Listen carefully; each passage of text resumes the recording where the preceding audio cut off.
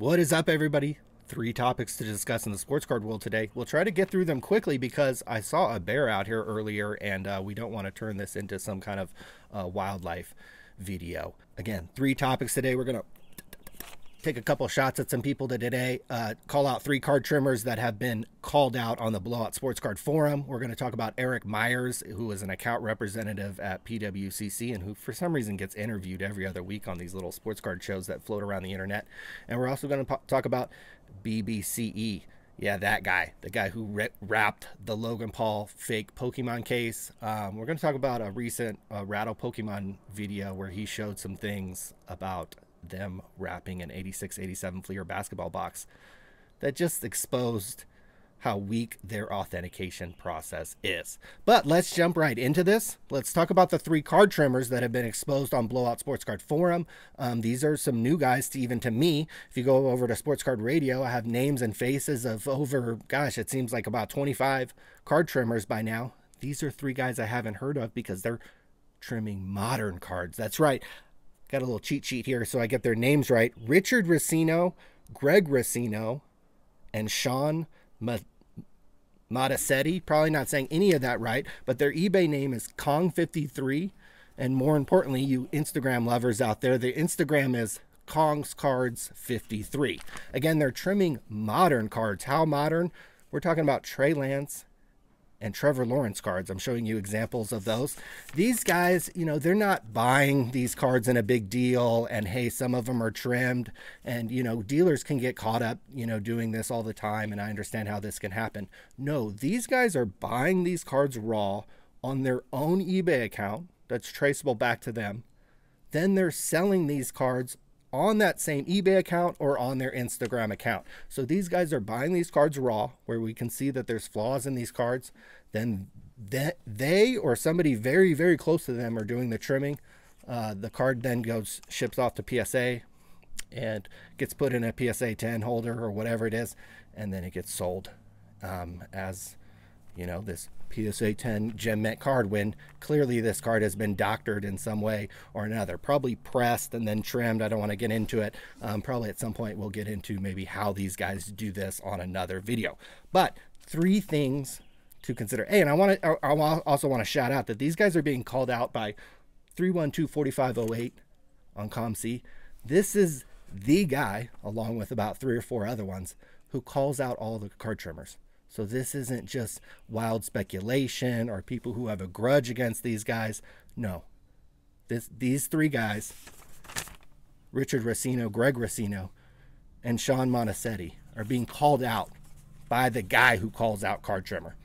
So that's a problem for them. That's a problem for their business. It's also a problem for PSA because they're still not able to catch all this stuff. Hey, maybe they're getting a little better at it. Maybe they're developing technologies that will catch this stuff. But so far, and now we're even seeing examples of modern Trey Lance and Trevor Lawrence cards that are being trimmed and getting through over to PSA. 2 other things I want to point out. These aren't the only guys doing it. So these are just now guys who have been caught by the experts in exposing card trimmers. But these aren't the only guys doing it. These aren't the only guys doing it with modern cards. These aren't the only guys doing it so brazenly. You know, buying cards on their own eBay account and then selling this stuff on Instagram or selling it on their own eBay account. I mean, this is just, you know, absolutely wild criminal stuff. And the fact they think they can get away with this, you know, they probably can in this card community. Last thing I want to point out about these 3 guys, one of them at least is owed multiple cards in the Marks Cards bankruptcy. So PSA, you have this guy's information, you have some of his cards, you've graded some of his trim cards. Now it's on you to do something about it. Again, PSA is unable to catch these modern cards being trimmed. That means BGS, same thing. They won't be able to catch all of them. SGC, you name it. That's why I made a video a couple weeks ago how I talked about all the grading card companies suck. Don't try to pick one or the other, or this one's good, this one. No, they're all pretty bad. And maybe PSA will eventually spend enough money and throw enough money at it to solve some of these things. But at this point, even to this day, they're unable to catch cards that have been clearly trimmed. And that's a huge problem. Moving on over to Erik Myers, who works over at PWCC. If you watch some, YouTube videos, this guy gets straight out and gets interviewed all the time. He was on a panel at the Mint Collective that I'll talk about in a second.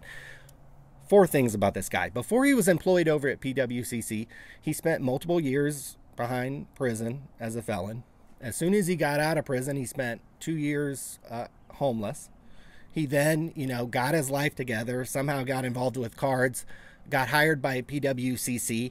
He's now being accused of having other people bid on cards on PWCC auction. As a PWCC employee, he can't actually bid on or win PWCC items, but he gets all his friends to do this stuff, and then he posts these cards on Instagram. So the guy, does some like indirect show bidding there. Last thing about him, I really became familiar with him because I listened to this panel he was on at the Mint Collective.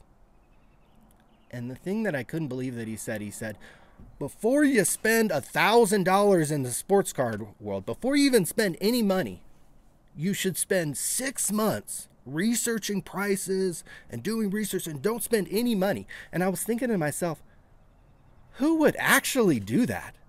Because I would think on the second day, you're thinking to yourself, wait, I can't even buy like a 50-cent card or a $10 Marco Luciano Bowman Chrome card because I've got to wait it out and research. Sounds boring, doesn't sound fun, doesn't sound productive, and doesn't sound like a good way to learn. It sounds like a good way to quit collecting cards. So the guy's an idiot. Stop interviewing him. I guarantee you, like, later this week, there's going to be 3 of you dorks who are going to call this guy and interview him about, because he's such an expert. Ask him about his felonies. Ask him about being homeless. Ask him how he got the job at PWCC. Ask him about the cards he's having his friends bid on. That might be worth watching. The guy's an idiot. From one idiot to another, Steve Hart over at BBCE, Baseball Card Exchange. Hey, there was this video that Rattle Pokemon did that I thought was pretty insightful, and he was actually talking about another video. So this guy sent in a 1986-87 Fleer basketball box, the Michael Jordan rookie year, to BBCE, okay? Comes to BBCE. Steve Hart looks at all the packs. He determines that 2 of the packs, one of the packs has been opened, and another one of the packs has been tampered with, okay, in this guy's box that he sent. So instead of saying, hey, I can't authenticate this, hey, this box is bad, hey, sorry. No, what they do is they buy 2 packs out on the open market, then put those in the box, and then Steve Hart wraps the box. So I didn't even know that's how they do things. But again, another way, another example of how, the people that the sports card world has been trusting the last 10 or 15 years. And what a joke it is. What a complete joke. That basically you could get, you can just find some loose 86, 87 Fleer packs that maybe don't have the Michael Jordan rookie in them. Stuff them in a box, send them over to Steve Hart, and he'll wrap it for you. And now all of a sudden you have a wrapped 86, 87 Fleer basketball box. So it's the authentication, process from the graders who can't determine trim cards to Steve Hart, who is the pack authenticator over at PSA. And these are his processes. It's just a joke. It's laughable. It's not even worth me talking about it. I'm going to go have fun today and drink some wine, eat some cheese, and hopefully not see any more bears. Anyways, hope you guys are doing well. Later.